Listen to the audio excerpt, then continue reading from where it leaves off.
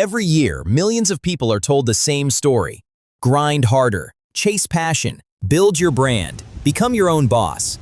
And if you work a 9 to 5, in a cubicle, doing something no one at a dinner party would care about, you've already lost.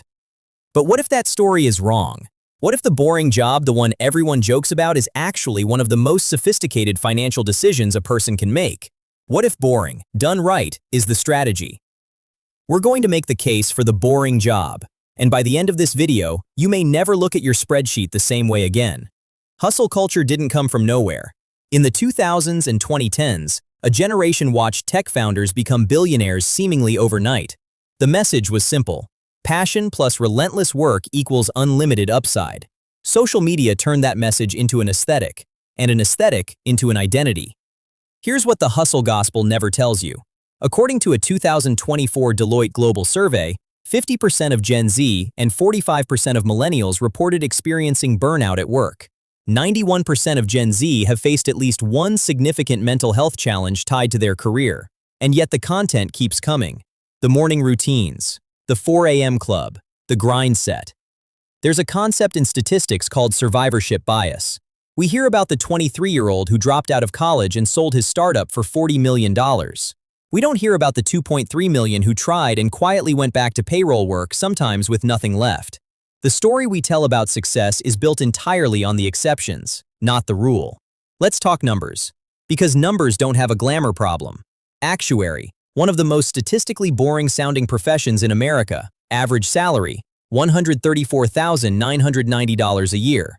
Projected job growth through 2034, 22%. Insurance underwriter, budget analyst, compliance officer, utility engineer. None of these jobs would trend on LinkedIn. Every one of them pays 6 figures, offers excellent benefits, and rarely asks you to be available at 2 a.m. Take the actuary. This is someone who uses mathematics and statistics to calculate financial risk, mostly for insurance companies and pension funds. Entry level around $65,000. Pass a few of the professional exams required to achieve full fellow status, and you're looking at $165,000 to $200,000 plus, with a 9 to 5 schedule and no equity risk. No pitch decks, no investors, no personal brand. Just compounding expertise in a field that will always need to exist. Here's the irony that almost nobody talks about. The median full-time YouTuber in the United States earns less than $35,000 a year. The top 3% of creators capture the vast majority of platform revenue.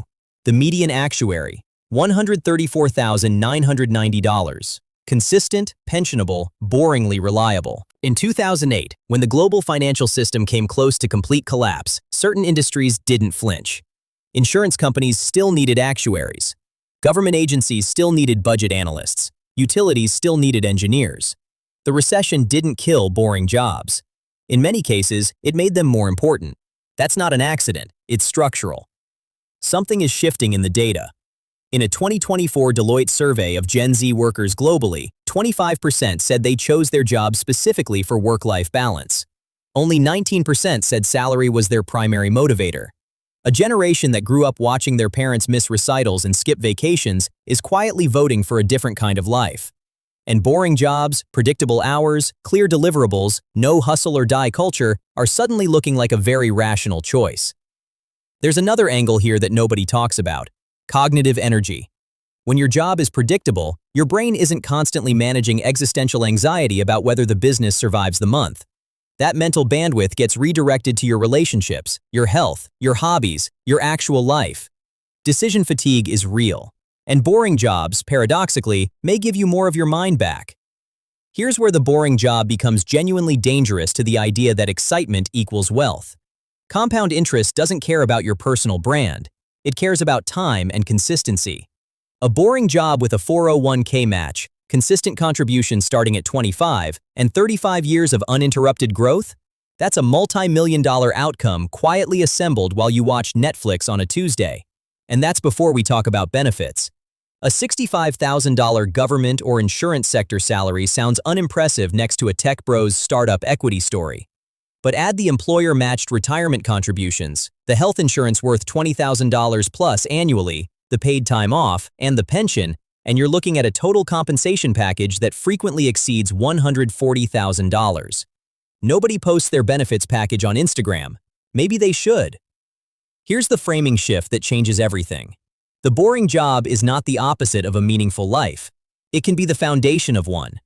When you're not constantly worried about rent, clients, or the algorithm, you have something incredibly rare: mental space. We've made career identity a personality. What do you do? Is no longer a logistical question. It's an audition. And if your answer isn't compelling, you feel like you failed some unspoken test. Thoreau wrote, "The mass of men lead lives of quiet desperation." He meant it as a warning, but I wonder if he'd revise it today.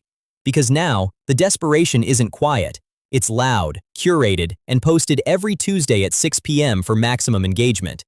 The quiet life, the life with a steady job, clear hours, and room for everything else, isn't a compromise. For many people, it's a deliberate act of rebellion against a culture that monetizes anxiety.